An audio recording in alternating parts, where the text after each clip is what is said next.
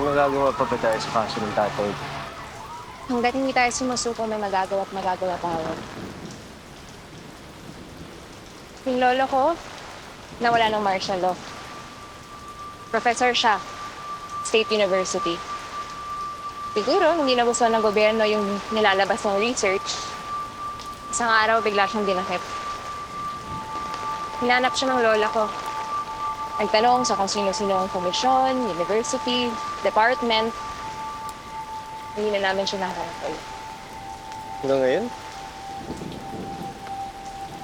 Yung lola ko, wala na.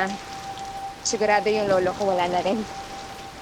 Pero yung papa ko at yung mga tito ko, hanggang ngayon naghahanap pa rin sila ng hostisya para papanagutin yung mga dumaksa. Hindi na rin siya tungkol sa amin. Sa lolo ko, sa lola ko. Tanggap naman namin eh. Pero tungkol na siya sa pananagutan. Iko, kailangan managot ng mga may kasalanan. Yung mga umaabuso sa batas, yung mga naghahari-harian. Dahil kung papayagan natin sila, wala. Masasanay lang sila. Anong klaseng lipunan yun, di ba?